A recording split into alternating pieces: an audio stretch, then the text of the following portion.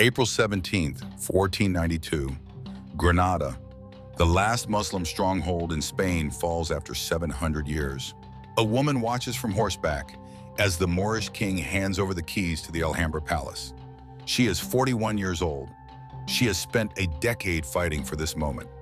Her name is Isabella of Castile, and in her mind, she has not conquered a city. She has reclaimed it for God, but the triumph will be written in blood. Before the year ends, she will expel every Jew from Spain. Within a decade, the Spanish Inquisition she authorized will burn thousands of heretics alive. And yet, she will also fund Christopher Columbus, changing the course of human history. Was Isabella a visionary who united Spain and launched an empire? Or was she a religious fanatic whose obsession with purity created centuries of suffering? Welcome to Dark Ages Chronicles. Today we examine one of history's most powerful and controversial queens, a woman who believed God spoke through her and who reshaped the world according to that divine vision. This is the story of Isabella of Castile, brilliant, devout, ruthless, and utterly convinced of her own righteousness. April 22nd, 1451, Madrigal de las Altas Torres, Castile. A princess is born to King Juan II and Isabella of Portugal. They name her Isabella, and from the beginning, her life is marked by chaos and instability. Her father dies when she is 3 years old. Her half-brother Enrique becomes king. Enrique IV, a weak and ineffectual ruler whom history will mockingly call Enrique the Impotent. The kingdom descends into civil war. Noble factions fight for power. The royal court becomes a nest of conspiracy and betrayal. Young Isabella grows up in this atmosphere of violence and uncertainty. She is educated by Franciscan monks who instill in her an absolute, unshakable Catholic faith. They teach her that she is destined for Granada, that God has chosen her for a sacred purpose. She believes them completely. By her teenage years, Isabella has become a pawn in political games. Enrique tries to marry her off to various foreign princes: Portugal, France, England. Each marriage would serve his political needs, not hers. Isabella refuses them all. She has her own plans. And in 1469, at 18 years old, she makes a decision that will change history. She marries Ferdinand of Aragon in secret. The marriage is a calculated political coup. Ferdinand is heir to the throne of Aragon. Isabella is heir to Castile. Together, they could unite Spain if they survive the opposition. King Enrique is furious. He has his own preferred heir, his daughter Juana, called La Beltraneja, because rumors suggest she is illegitimate, the daughter of Enrique's favorite courtier rather than the king himself. Civil war erupts between Isabella's supporters and Juana's faction. For 5 years, Castile tears itself apart. Battles, sieges, political maneuvering. Isabella proves herself a natural leader, commanding troops, negotiating with nobles, outmaneuvering her enemies at every turn. In 1474, Enrique IV dies. Isabella immediately proclaims herself Queen of Castile. She doesn't wait for approval. She doesn't ask permission. She seizes the crown and dares anyone to take it from her. The war continues for another 5 years, but Isabella has already won. By 1479, when Ferdinand inherits Aragon, they rule a unified Spain together. They become known as the Catholic monarchs, Los Reyes Católicos. But unity comes with a price, and Isabella is willing to pay it. Isabella and Ferdinand's marriage is, by all accounts, a partnership of equals, at least in public. The royal motto becomes Tanto monta, monta tanto, Isabel como Fernando, loosely translated as they amount to the same Isabella as Ferdinand. But Isabella is the dominant force. She is more intelligent, more politically astute, more driven. Ferdinand handles military campaigns and foreign policy. Isabella manages internal governance, religious affairs, and the machinery of power. And she has a vision. One Spain, one crown, one faith. For centuries, Spain has been a patchwork of Christian, Muslim, and Jewish communities living in relative, if imperfect, coexistence. The Iberian Peninsula has been a place where three faiths intermingled, traded, and occasionally clashed, but ultimately coexisted. Isabella sees this diversity not as strength, but as corruption. Spain, she believes, must be purified. It must become entirely Catholic, entirely obedient to Rome, entirely under her control. She will spend the rest of her life making that vision reality, no matter the cost. In 1478, Isabella and Ferdinand petitioned Pope Sixtus IV to establish the Spanish Inquisition. It is granted. 2 years later, the first tribunals begin their work. The Inquisition's stated purpose is to root out heresy, specifically to identify conversos, Jews who converted to Christianity but secretly practiced Judaism, and Moriscos, converted Muslims who retain Islamic practices. The Inquisition claims to protect the purity of the Catholic faith. The reality is far darker. The Inquisition becomes a tool of terror and control. Accusations can be made anonymously. The accused have no right to face their accusers. Torture is used routinely to extract confessions. Trials are show trials. Punishments range from public humiliation to confiscation of property to execution by burning. The auto de fe, the public ceremony where heretics are sentenced, becomes a spectacle. Crowds gather to watch the condemned paraded through streets wearing sanbenitos, special garments marking them as heretics. Those who recant are strangled before burning. Those who refuse burn alive. Estimates vary, but historians believe between 3,000 and 5,000 people are executed during Isabella's lifetime. Tens of thousands more are imprisoned, tortured, or have their property seized. And Isabella approves all of it. She attends auto da fe ceremonies. She reads reports from inquisitors. She believes absolutely that she is saving souls. But the Inquisition is only the beginning.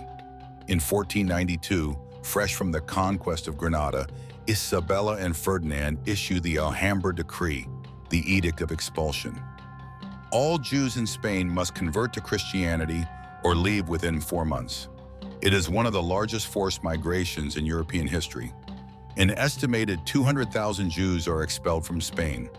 They are given no time to sell property at fair value, no opportunity to take wealth with them. Families are torn apart. Communities that have existed for centuries are destroyed overnight. Many die on the journey of disease, starvation, or violence. Those who reach other countries find themselves refugees, unwelcome, and impoverished. Some convert to Christianity under duress, becoming conversos who will live in fear of the Inquisition for generations. Why does Isabella do this? The official reason is religious purity. Jews, she claims, tempt conversos back into heresy. Their very presence corrupts Christian Spain. But there are practical reasons too. Many Jews held positions as bankers, tax collectors, and advisors. Their expulsion allows the crown to seize their assets and eliminate political rivals. It's ethnic cleansing justified by faith and profit. Isabella sleeps soundly. She believes she has done God's work. Yet here is the paradox of Isabella. The same year she expels the Jews, she funds Christopher Columbus. Columbus, an Italian navigator with an audacious plan to reach Asia by sailing west, has been rejected by Portugal and other monarchs. He comes to Spain as a last resort. Ferdinand dismisses him as a dreamer. But Isabella listens. She sees in Columbus's proposal not just economic opportunity, but divine mission. If Spain can reach the Indies, it can spread Christianity to new lands. It can fulfill God's plan to Christianize the world. Isabella pawns her jewels, or so the legend goes, to fund Columbus's expedition. On August 3, 1492, just weeks after the last Jews leave Spain, Columbus departs from Palos with 3 ships. On October 12th, he reaches the Americas. He believes he has found the Indies. He has, in fact, discovered a new world. Isabella's gamble pays off beyond imagination. Spain will claim vast territories in the Americas, extract unimaginable wealth, and build an empire that spans the globe. It is her greatest legacy and her most controversial. Because the conquest of the Americas, authorized and blessed by Isabella, will lead to genocide. Millions of indigenous people will die from disease, enslavement, and violence. Entire civilizations will be erased. Did Isabella foresee this? Could she have imagined the scale of suffering her decision would unleash? Perhaps not, but she authorized it. She blessed it. She called it God's will. Isabella is not merely a religious fanatic. She is also a shrewd political operator and a reformer. She strengthens royal authority, curtailing the power of feudal nobles who have turned Castile into a chaotic patchwork of competing interests. She establishes the Santa Hermandad, a national police force that brings order to the countryside. She reforms the legal system, making justice more accessible to common people. She is one of the few monarchs of her era who genuinely cares about good governance. She travels constantly throughout her kingdom, personally hearing petitions from subjects, inspecting fortifications, ensuring that royal justice is administered fairly. She is also one of the best educated women in Europe. She patronizes scholars, collects books, promotes learning. She ensures her daughters receive the same rigorous education as her son, unprecedented for the time. And she is a devoted mother. She has 5 children who survive infancy: Isabella, Juana, Maria, and Catherine. She marries them strategically to create alliances across Europe. Her daughter Catherine will become Catherine of Aragon, first wife of Henry VIII of England. But Isabella's maternal love is also a tool of statecraft. When her daughter Juana shows signs of mental instability, Isabella uses it to justify controlling her inheritance. When her son Juan dies young, Isabella's grief is genuine, but she quickly pivots to securing the succession. Isabella is complex. She is capable of genuine love and genuine cruelty, often simultaneously. By the early 1500s, Isabella's health begins to fail. She suffers from what is likely cancer or a chronic illness that causes her immense pain. But she continues to work, continues to govern, continues to shape Spain according to her vision. In her final years, she becomes increasingly obsessed with her legacy. She dictates detailed instructions for her burial. She ensures that her will reinforces Catholic orthodoxy. She demands that her successors continue the Reconquista, the mission to drive Islam out of Europe entirely and spread Christianity across the world. She also grows paranoid about her daughter Juana, who will inherit Castile. Juana's mental state deteriorates. She becomes obsessed with her husband Philip, exhibits erratic behavior, refuses to govern effectively. Isabella fears that everything she has built will crumble. On November 26, 1504, Isabella dies at Medina del Campo. She is 53 years old. She has ruled for 30 years and transformed Spain from a fractured collection of kingdoms into a unified, powerful Catholic empire. Her last words reportedly include prayers for the salvation of souls and instructions to continue the fight against heresy. She dies believing she has served God faithfully. History will judge her far more ambiguously. Isabella's legacy is impossible to summarize simply. She is both hero and villain, visionary and tyrant, builder and destroyer. On one hand, she united Spain, established strong governance, patronized exploration and learning, and created the foundation for Spain's golden age. Without Isabella, there is no Spanish Empire, no Siglo de Oro, no global Spanish influence. On the other hand, she authorized the Spanish Inquisition, expelled the Jews, enforced brutal religious conformity, and set in motion the conquest of the Americas with all its attendant horrors. The policies she enacted caused immeasurable suffering for centuries. The Catholic Church beatified her in the late 19th century, beginning the process towards sainthood. But the process has stalled, controversial even within the Church. How do you canonize a woman responsible for ethnic cleansing and mass torture? Modern Spain is equally conflicted. Some see Isabella as the mother of the nation, the queen who made Spain great. Others see her as a symbol of religious intolerance and imperial brutality.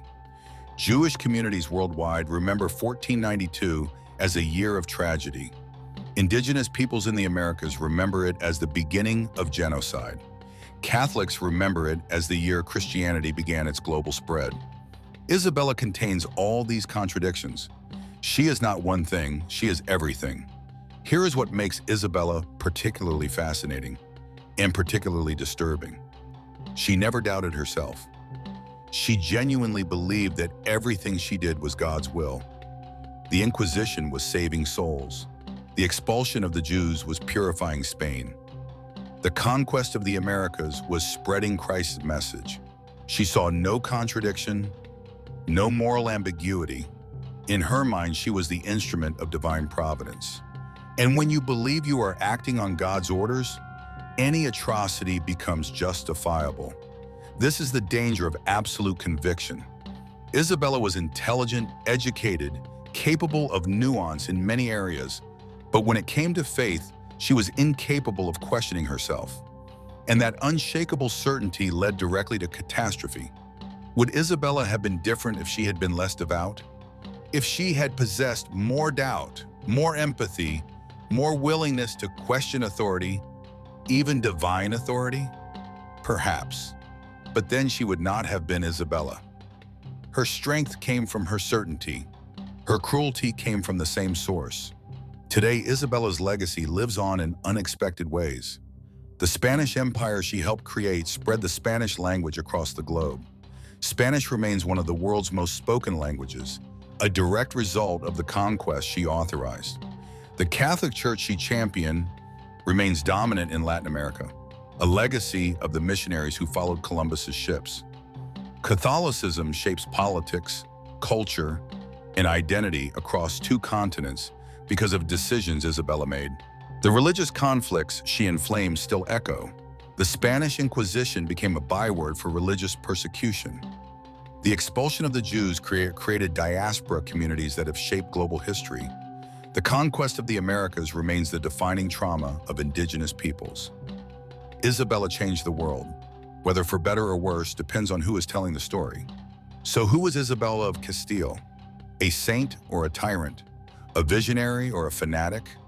A woman of her time or a woman who transcended it, for good and for ill? The answer is that she was a human being given extraordinary power, absolute conviction, and a belief in her own divine mission. She wielded that power with intelligence, ruthlessness, and unwavering faith. She united a kingdom. She launched an empire. She reshaped the world. And she did it all while believing, without doubt or hesitation, that God was on her side. History offers no easy judgments for Isabella. She is too large, too complex, too contradictory to fit into simple categories of hero or villain. Perhaps that is her final legacy, the reminder that the most dangerous people in history are not monsters. They are believers. People who are absolutely certain of their righteousness. People who will commit any atrocity in service of a higher cause. Isabella of Castile was one of those people, and the world has never been the same. This has been Dark Ages Chronicles. If this exploration of power, faith, and conviction resonated with you, subscribe and turn on notifications for more dark chapters from history's most complex figures. Leave your thoughts in the comments. Was Isabella of Castile a visionary queen who built an empire, or a religious fanatic whose obsession caused centuries of suffering? Or was she both? Next time we descend into another story of power and its terrible price. Until then, remember, the most dangerous weapon in history is not the sword, it's the belief that God is on your side.